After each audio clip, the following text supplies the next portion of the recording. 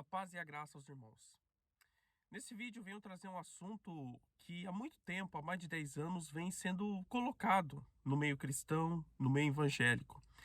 É sobre a questão da predestinação. É um assunto que tem dividido alguns irmãos em Cristo, principalmente dentro do meio protestante, que há duas vertentes principais que debatem esse assunto da predestinação, que são a questão dos arminianos, que creem no livre-arbítrio, e dos calvinistas, que creem na predestinação fatalista. E essas duas passagens que eu vou ler, ela respinga, ou melhor, está inserida dentro desse contexto, desse debate.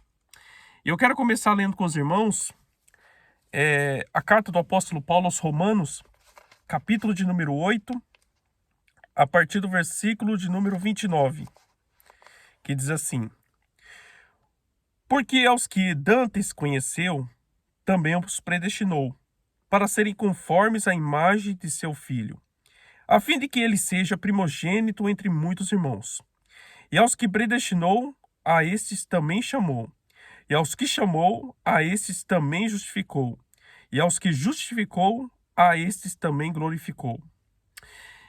Nós vemos aqui, falando de predestinação, que você predeterminar o destino de uma pessoa, ou de eleição, como se preferir. E nós vemos o seguinte: muitos calvinistas, eles têm como a sua base mais forte, mais conhecida, Romanos 9, que diz que Deus, ele elege quem ele quer, e ele elege as pessoas, mesmo antes delas terem feito alguma obra. Eles usam a passagem de Faraó também, que Deus endureceu o coração de Faraó. Mas será que essa forma realmente é uma forma certa? Ou a forma certa seria a dos arminianos? Ou melhor, daqueles que creem no livre-arbítrio? Começando por esse versículo 29, que a chave está aqui. Para você poder entender Romanos 9, não é apenas você ler apenas Romanos 9 e pronto. Não. Você tem que ler os capítulos anteriores e os capítulos posteriores também. Porque você usar uma passagem isolada, tem um ditado muito interessante dentro do meio evangélico, que texto fora do contexto é pretexto para heresia. Então, quando a gente vai ter uma doutrina que a gente vai crer, que a gente vai querer ensinar para as pessoas, ela tem que estar fundamentada em versículos, mas em versículos com contextos, não versículos isolados. Versículo de número 29 diz assim: Porque os que de antes conheceu, também os predestinou. Mas olha aqui o que diz aqui, olha, frisando bem. Os que de antes, dantes, a minha versão está dantes, mas outras versões falam antes. Os que antes conheceu, também os predestinou. Essa passagem explica quando diz em Romanos 9 que Deus predestinou as pessoas antes mesmo delas fazerem alguma obra. Então, ou seja, por que Deus conheceu ela? Por que Deus predestinou elas mesmo antes de elas fazerem alguma obra? Porque Deus já conhecia o coração delas. Deus já sabia o destino dessas pessoas.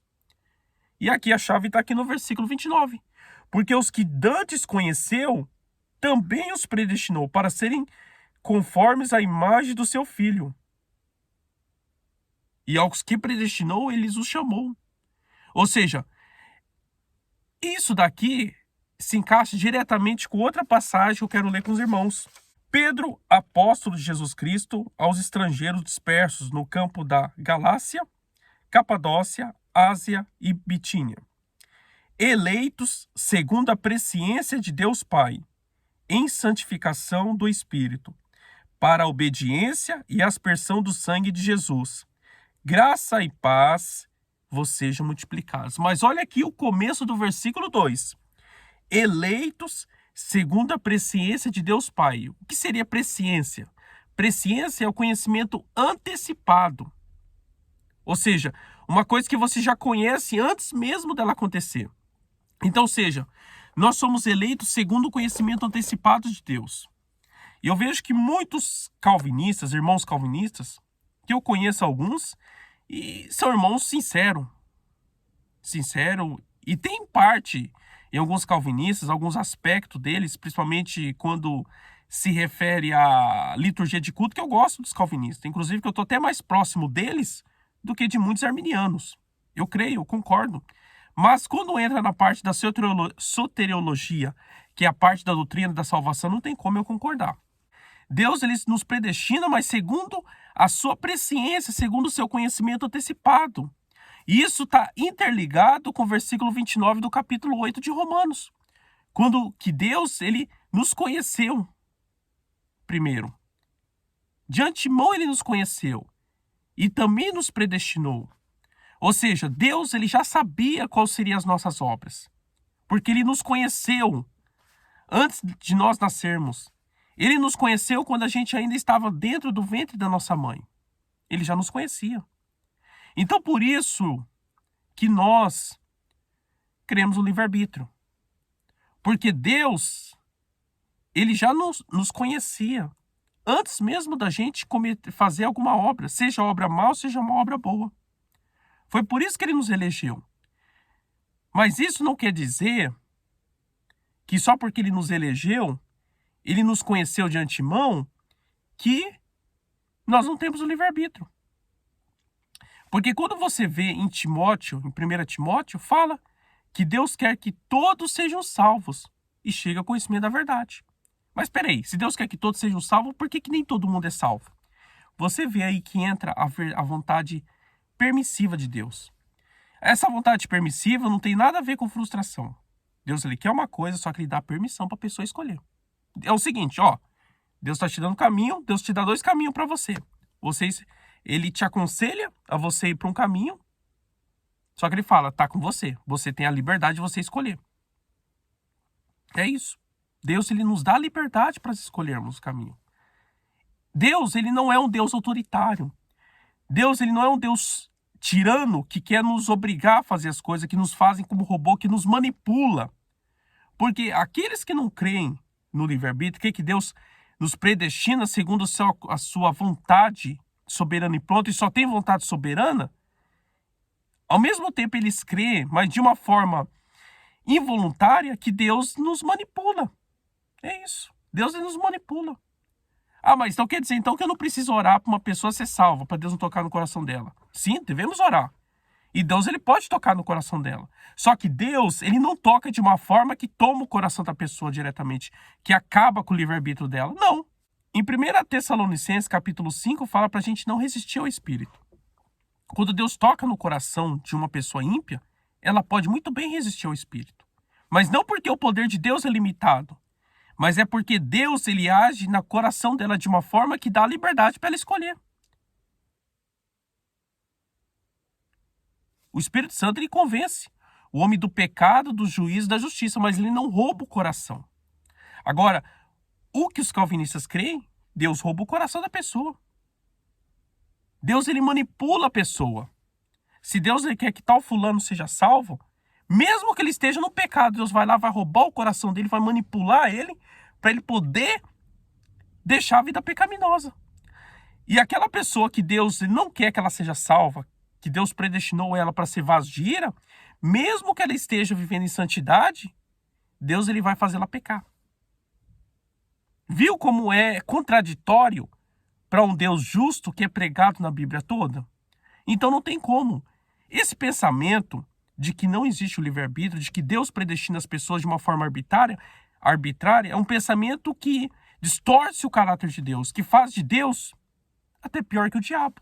Mas esse Deus que nós cremos, o Deus das Escrituras Sagradas, é diferente. Ele te dá o livre-arbítrio e ele sabe como você vai estar, como vai estar a sua situação nos instantes finais da sua vida. Se você estiver com ele, ele te predestinou. Ou seja, nós não sabemos como a gente vai estar no final da nossa vida, mas ele já sabe, pelo seu conhecimento antecipado. Então, se nós estivermos com ele até o final da nossa vida, então quer dizer que nós fomos predestinados, que nós fomos eleitos por Deus. Mas não porque ele nos elegeu de uma forma arbitrária. Foi porque ele sabia que nós estaríamos aos seus pés nos últimos instantes da nossa vida.